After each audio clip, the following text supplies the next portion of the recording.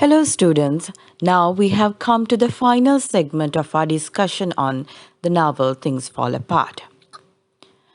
And I hope you have gained a fair understanding of the background, setting, plot and characterization of this novel from previous segments.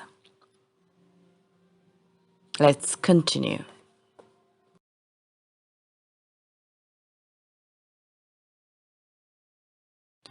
In this segment, our focus will be on the elements such as theme, narration, language, and style of the novel. And of course, we will discuss some examples for major literary techniques as well. Theme is defined as the main idea or an underlying meaning of a literary work. Let's critically analyze the major themes of the novel Things Fall Apart.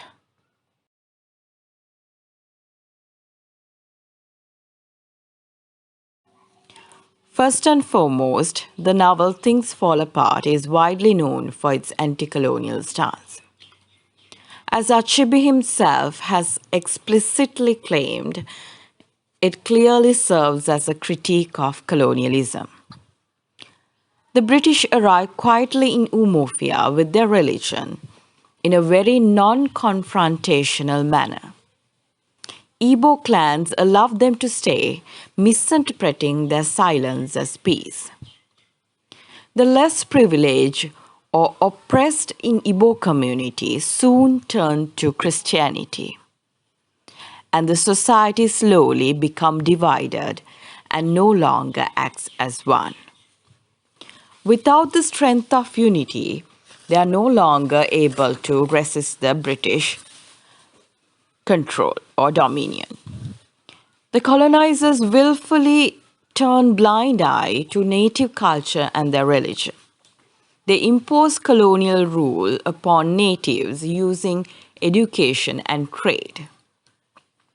Later, we see colonizers resorting to oppression and violence to force the Igbo to submit. Not only British impose foreign rule on Igbo people, but also judge them by standards they do not recognize, which ultimately succeeds in destroying the native culture and replacing it with their own corrupt version.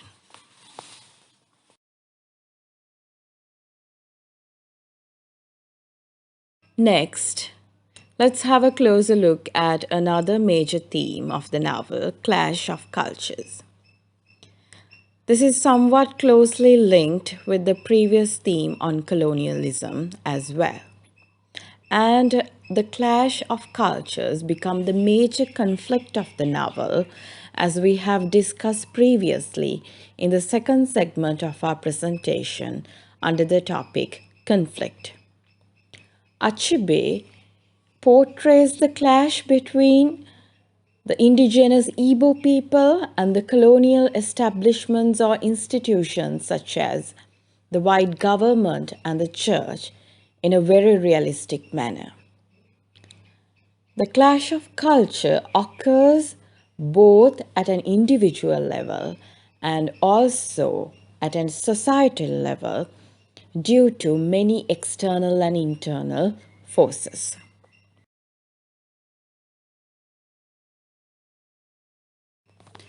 It is important to note that Igbo culture is portrayed as a complex, self-sufficient, harmonious community before the colonial conquest. There are many positive traits. It is democratic, tolerant, balanced, open to progress to a greater extent, and it has a functional belief system and an effective judicial system. And at the same time, Achebe portrays the shortcomings of this system as well. The practices such as throwing away of twins, the Ozuka system, the human sacrifices, like in the case of Ikemefuna, So these shortcomings are the ones which prompt the less privileged or oppressed group of people in this community who are dissatisfied with the current hierarchy to side with the Europeans. The new system deprives Okonkwo and the likes of their previous social status and privileges. Instead, outcasts begin to enjoy an elevated position. This creates an open conflict, and they begin to confront and provoke their fellow natives, falling in with a colonial agenda. Thus, as a result, we see the traditional Igbo society disintegrate under the pressure of these external and internal forces, completely displacing natives like Okonkwo who could not accept the change. Thirdly, the Igbo culture itself is another major theme of the novel Things Fall Apart. The complexity of the Igbo culture, its positive traits, the sophisticated social institutions, and its rich artistic traditions are portrayed in great detail. Although it may lack the technological advancement we see in European countries at the time, certainly this is not a primitive culture. We have discussed about this in the previous segment of our presentation under the topic setting. Refer to that for more details. The novel presents varying interpretations of masculinity. Okonkwo's disappointment in his father, Unoka, is the driving force behind his violent and overly ambitious nature. In Igbo language, a man who had not taken any title is called Agbala, which also means woman. However, it is important to note that Okonkwo's idea of manliness is not the same as clans. Okonkwo associates manliness with aggression. For example, Obirika, who is also another titled man and a warrior, refused to accompany the men on the trip to kill Ikemefuna. Okonkwo, despite being his surrogate father, not only volunteered to join the group, but he also deals the killing blow, simply because he is afraid of appearing weak.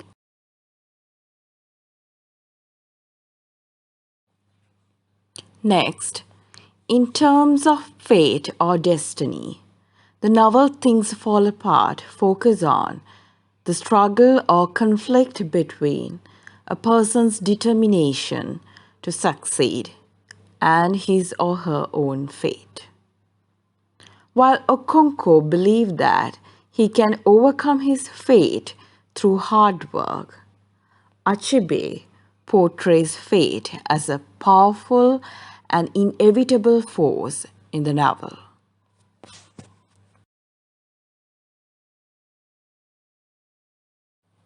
Having discussed these points, let's move on to another activity.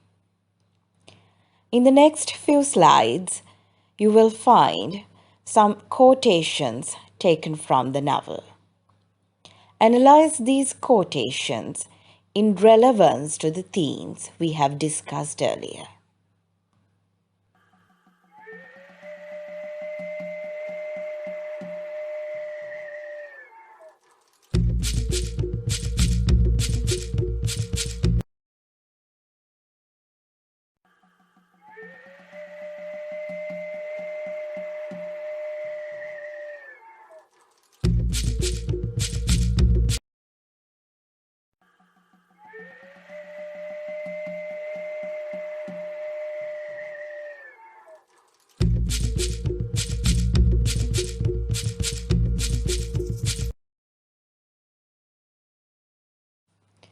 Now we are going to review elements such as narration or point of view, voice or tone of the novel. When you read the novel, it is evident that Achebe followed the oral tradition of Igbo people. His narrator is an omniscient third-person reporter who is very much familiar with Igbo way of life, even to the extent that he can reflect the feelings of Igbo people. At the same time, he is highly knowledgeable of the Western culture as well. While the narrator remains objective or non-judgmental most of the time, the readers are drawn to sympathize with the characters. Even Okonko, despite his flaws. Towards the resolution, this becomes more pronounced. A note of irony can be detected at the end. Achebe's use of language and style in the novel Things Fall Apart is quite unique, and let's explore in detail.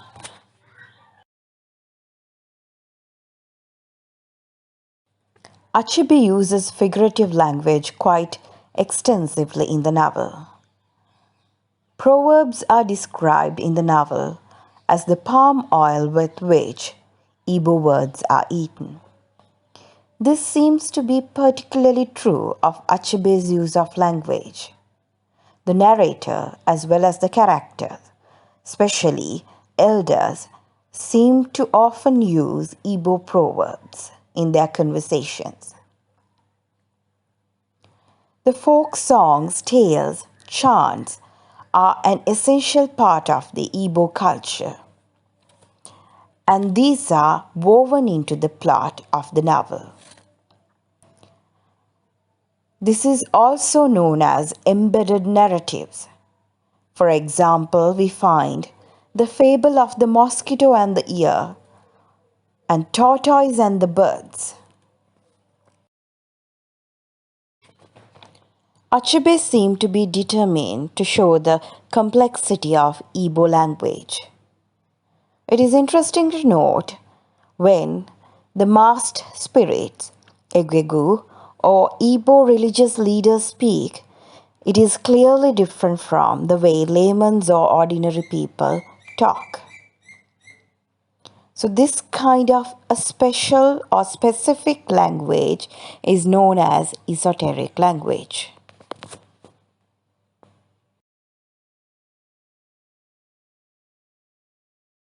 When the characters interact in day-to-day situations, for example, like Ekwefi and her daughter Ezinma, they use vernacular language and pidgin to communicate. In addition, we see that Achebe has incorporated a lot of Igbo terms into English. So, all in all, we can say that although this novel is written in English, it is successfully able to mirror the complexity of Igbo culture itself.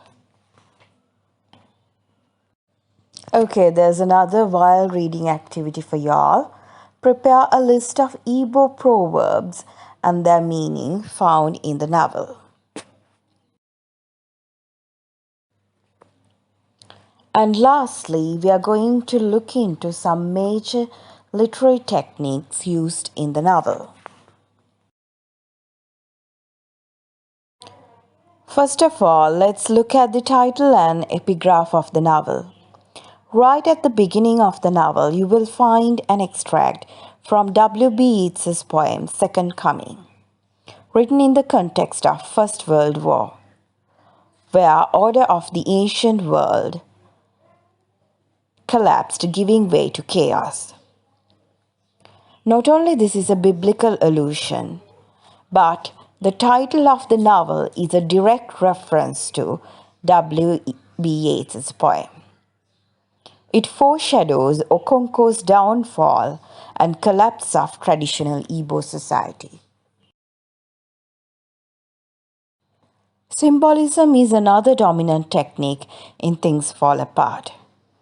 The aggressive, quick-tempered Okonkwo is nicknamed as Roaring Flame, whereas his son Nui is compared to cold, impotent ash.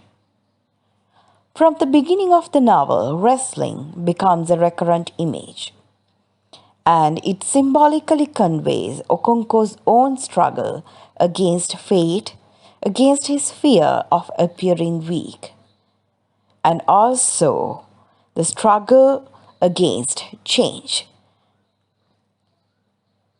In Igbo culture, yams stand as an important cultural symbol which depicts manliness.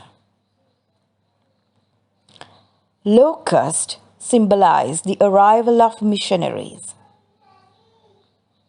At the same time, it foreshadows how Igbo society would collapse under its pressure.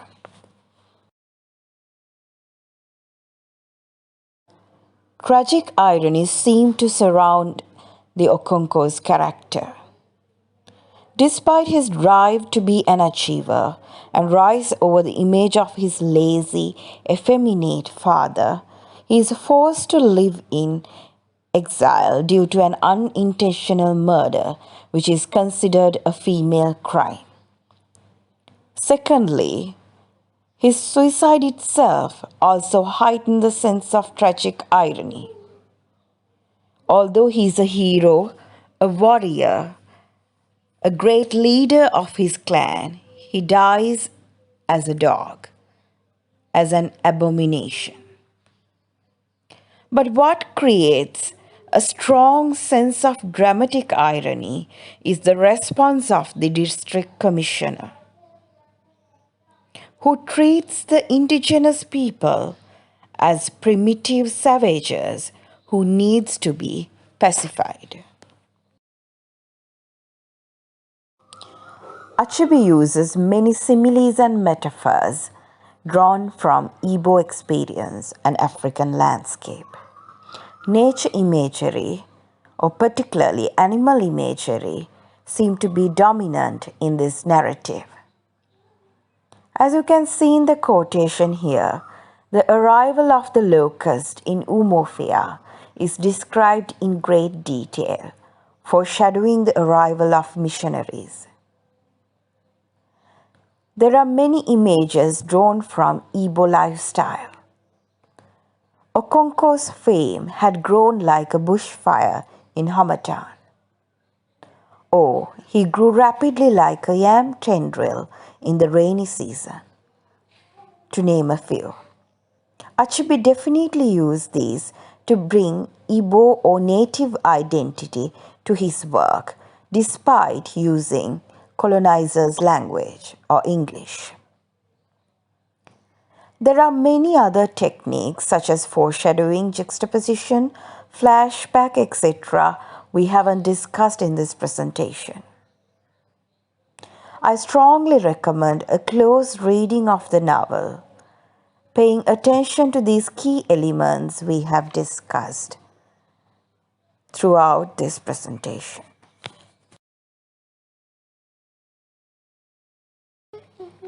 I hope this lesson has helped you to gain a good understanding of the novel Things Fall Apart. Please have a look at the further reading material uploaded with this lesson and attempt to answer the following questions. Now that we have come to the end of our presentation, I sincerely hope you would enjoy the novel. Stay safe, everyone.